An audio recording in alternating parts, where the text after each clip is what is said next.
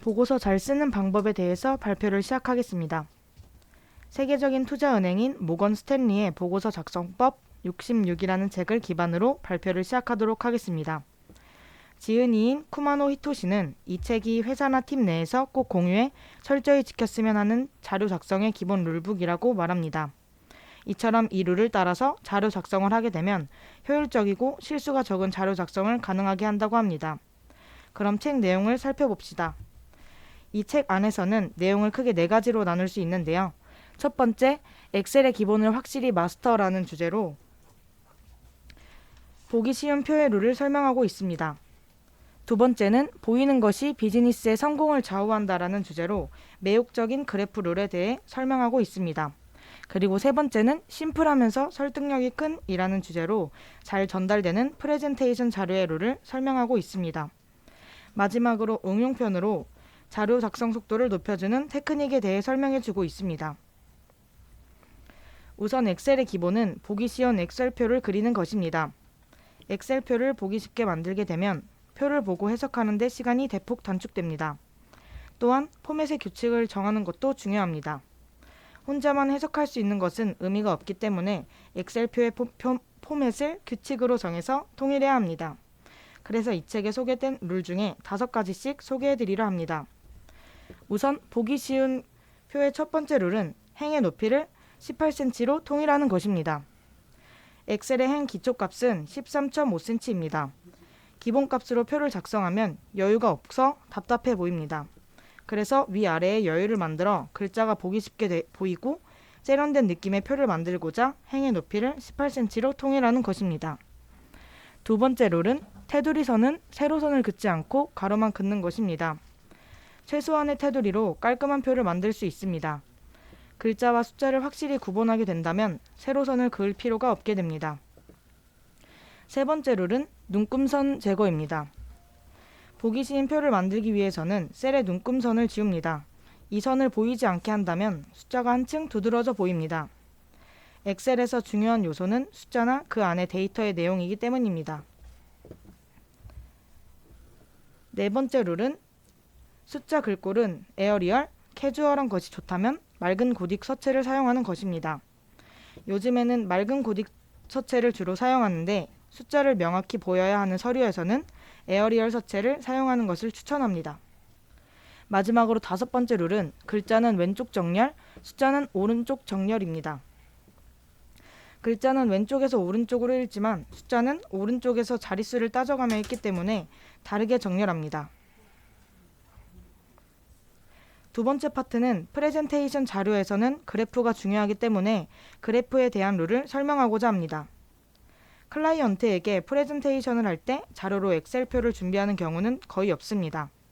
엑셀표를 이해하기엔 시간이 걸리기 때문에 한눈에 확실하게 보여주는 것이 바로 그래프입니다. 첫 번째 룰은 먼저 전하고자 하는 바를 명확하게 생각하는 것입니다.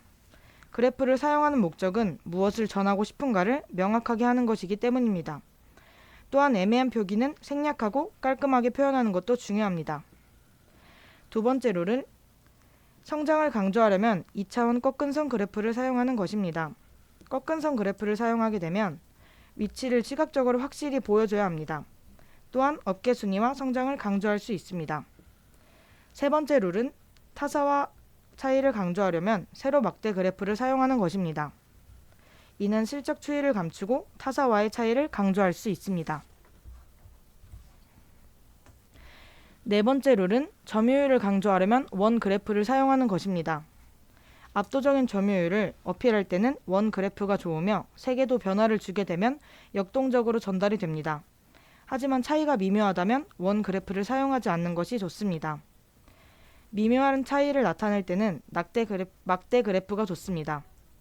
마지막으로 5번째 룰은 항목수가 많을 때는 가로 막대 그래프를 사용하는 것입니다. 가로축에 항목이 많은 그래프의 경우 항목 이름이 사선으로 나타나야 하기 때문에 알아보기 힘듭니다. 가로 막대 그래프를 사용한다면 보기가 훨씬 쉬워질 것입니다. 세 번째 파트의 경우에는 프레젠테이션 자료 만드는 법을 소개합니다. 프레젠테이션을 만들 때 화려한 자료가 좋은 자료라고 생각하는 것은 잘못된 생각입니다. 이는 인상적이기는 하지만 고객의 마음을 움직이기는 어렵기 때문입니다. 또한 자료 작성 자체에 시간을 너무 많이 사용하게 된다면 요점인 제한 내용의 퀄리티가 떨어지게 될 문제가 있습니다. 짧은 시간 안에 효과적인 프레젠테이션 자료를 만드는 방법은 크게 세 가지로 나눌 수 있습니다.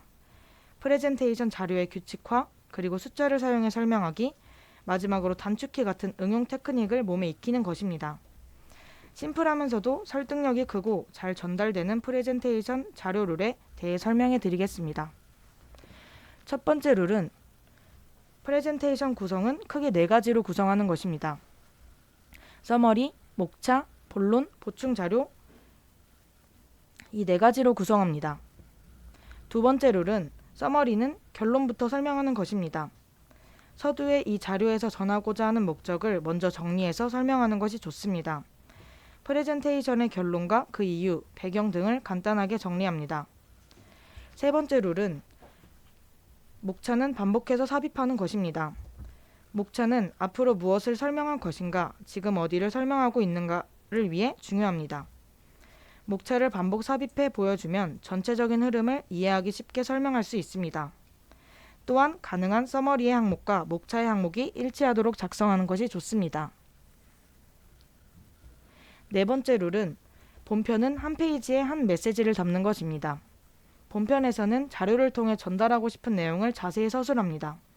그래서 핵심은 한 페이지에 한 메시지를 담아 데이터가 하나인 경우에는 메시지를 오른쪽에 위치시키고 데이터가 2개 이상인 경우에는 메시지를 위쪽에 위치하는 것이 좋습니다. 마지막으로 다섯 번째 룰은 보충 자료는 가능한 대량으로 사용하는 것입니다. 보충 자료를 작성하면 좋은 점은 본편 자료의 내용을 촘촘히 압축시킬 수 있다는 점입니다. 이렇게 자료 작성의 기본 룰들을 설명해 드렸는데요.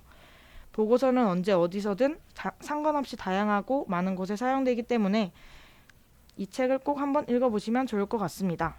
감사합니다.